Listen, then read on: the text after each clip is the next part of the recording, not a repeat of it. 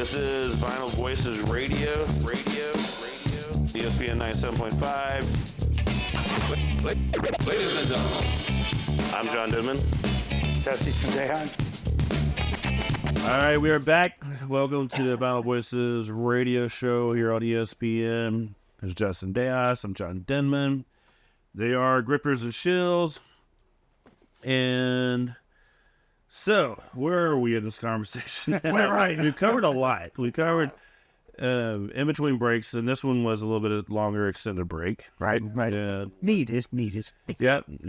It's always good to take a little refresher, get out of the studio for a little bit, get some fresh air. I feel like we're just like tease these people with like what the things that we talk about on the break. So just quick rundown, like probably aeronautics, right? We talked a little bit about that. We did. Biz Marquee. We did talk documentaries, music doc, group activities. We talked about that. Did the lack of Mexican food in Louisiana. Right. Yeah. That was that conversation. Yeah. So just, Or good Mexican food. Yes, there's always Mexican food. Yes, It's just there's not always. No. just look for the flag. Just look for the flag and you'll find some taco shells. Oh, yes. But welcome back. Well, thank you. Welcome back. Thank you. Yeah. Let's talk about what song we're going to hear next. Yeah. Right. The next one is Why I Drink. That's right. With, right. something that was done on the break too. If I wrote that song, it'd be a play. It's a musical with multiple acts. Long formatted, like 4 intermissions. We never made a video for it. It's not too late. That's right. Still doing it. There's still time. Yeah. Get your jazz hands ready. All right, let's listen to it. I woke myself up early, I don't know what for. Tried my best to forget I'd been here before. My mind began to wander, and I began to think. The reason I woke up today was so that I could drink.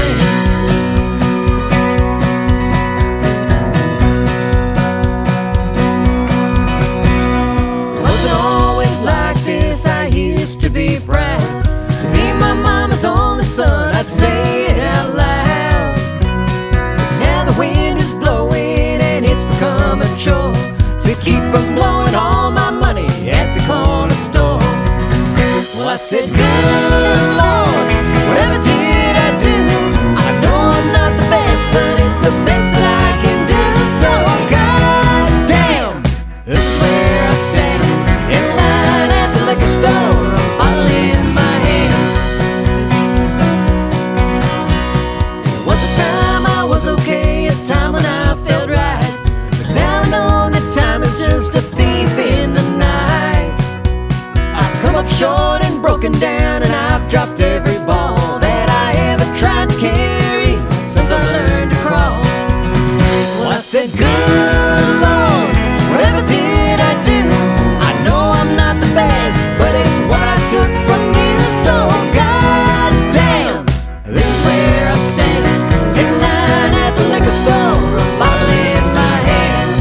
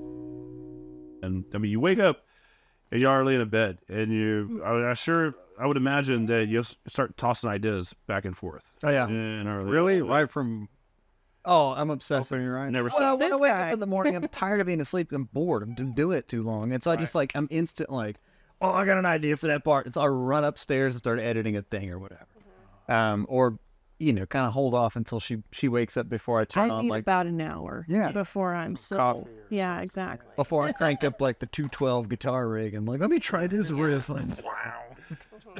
But yeah, in the house, it's a different deal recording at home because it's like it saves you money big Definitely. time. And I went to school and have been an audio person for my professional life. So I can do it at home. The problem though is the time becomes infinite. You don't have there's no studio clock clicking with like the dollars going by.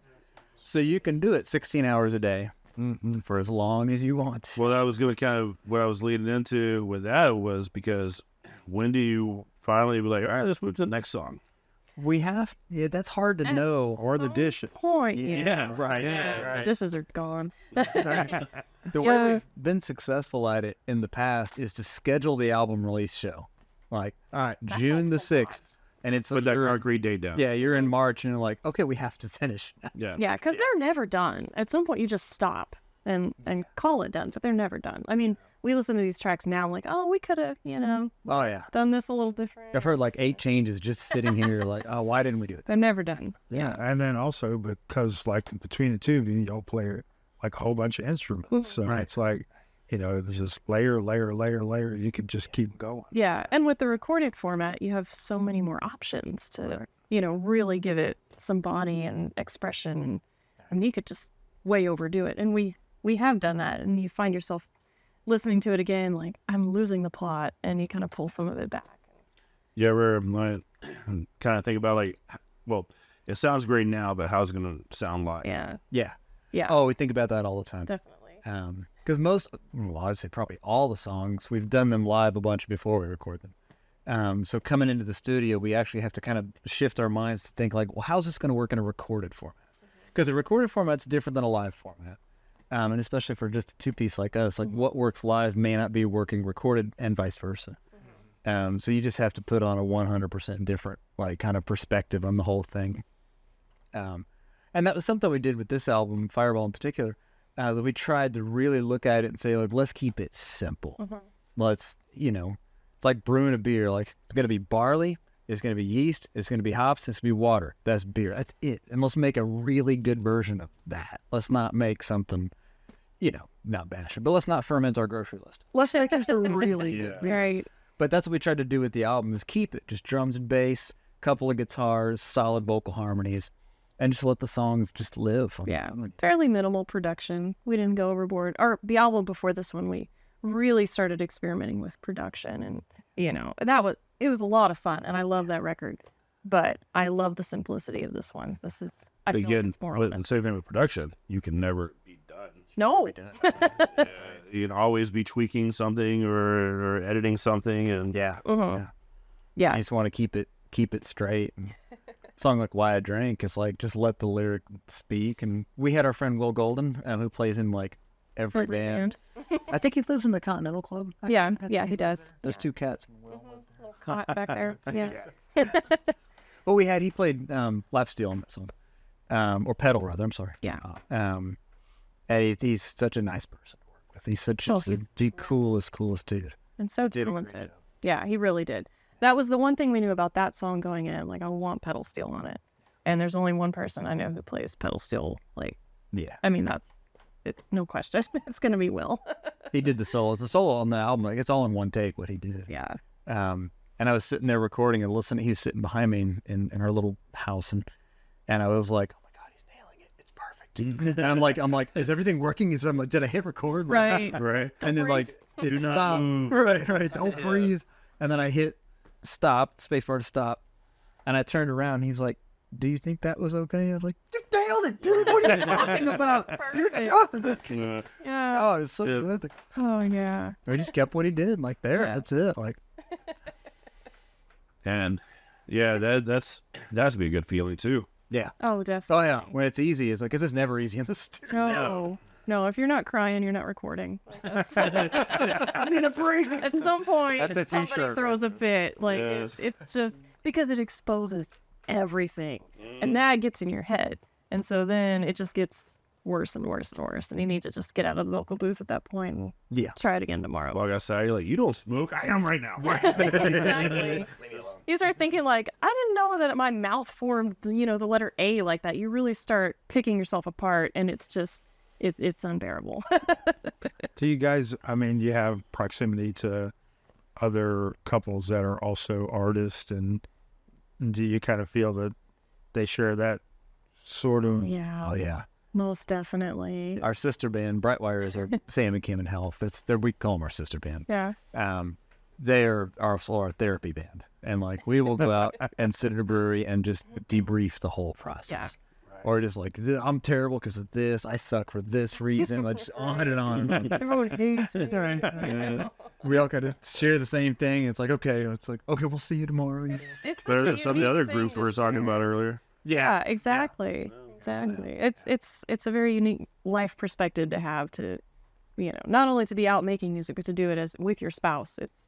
There aren't a lot of us, so we kind of find each other and all commiserate and celebrate and enjoy it. Well, I mean, it's also, it's like married couples. Yeah, it's just they all find each other, in the way it goes like, oh, we're not going to the club. That's right. You want to go to the brewery? Yes. Yes, I do. Yes, I would love that. Tremendous. Yeah, but the harmonizing on that song, and that's one thing about you guys, because you also do some duets and stuff like that. And duets are always fun, but it's when songs that people are harmonizing on, and they're same time and just hitting lyrics, different things, and all this stuff. It's I don't know, I like it. I like it a whole lot. Yeah. Yeah. Yeah, I do too. I mean, it suits, I keep coming back to the married couple thing, but, I mean, it just shows how in step you guys are, as a listener, I feel like it just tells us a little bit about who you guys are behind the music. Just the fact that you can just be so in sync that way. Yeah. And certainly at a live show, which this guy is always every episode, go see a live show, go see live music, people. You definitely want to see these two because they bring it, It's fun. We love it. It's all barely holding on. I know. It's all so much more fragile than it was. Oh, yeah. Every time I'm like, we're going to make it. Oh, we made it. It's like last song, really. I want to make it. It's a workout, for sure. But it is. I mean, but you guys, your presence for two people is powerful. Yeah, Oh, for sure. That was always the goal. Like, even when we started out, he just played acoustic guitar and I just sang. And even then, that had the energy. And, like, I don't know. It's always been there. Just one way or another, it's going to come out and we can't rein it in. Just the way it's going to be. Yeah. No, I mean, there's a lot of activity that goes on during your shows, right? A lot, right? A lot. It's a lot of group activity. Yeah. Right. Exactly. Just hugs. Just hugs. But I do want to say these two are so good at what they do. Is like they've given us so many good segues because they talked about the beer brewing, which in segment 4, come back for segment 4, we're going to drink some homebrew. Yes. Yeah, so Rebecca made. And then also just talking about live stuff. They're going to do some live stuff for us. So come back for segment 4. And if you're ending the show right now, then you can find this online. All that good stuff. So, but ideally, go out and watch them. But go see a live show. You guys play often. A lot. Yeah. Yeah. Griftersandchills.com's got all our list on it. We got a bunch of local stuff. We're always out locally somewhere. And if we don't see you from stage, we'll see you from the crowd. We love going out and seeing shows just as much as we love playing. Yep. Yeah. So phenomenal, badass musicians here in Houston. Worldwide coming up. Waiting for it. Yeah. Right. Me too.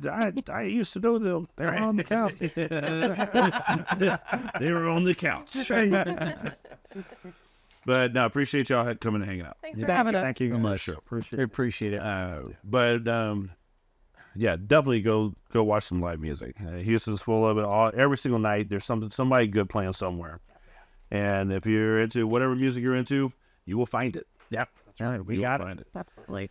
So on that note, we got to end this show. Want to thank everybody for tuning in for this week's show. Want to thank Frank's Pizza for keeping us fed nicely through the whole show. Spin on Tap Brewery for supplying the good beers. Except for the fourth segment, that's going to be you, Rebecca. True. Yeah. And also want to thank our new sponsor. Yeah. Push and Win, law firm here in Houston, personal injury firm. Push and Win. They push, you win. Yeah, here you go.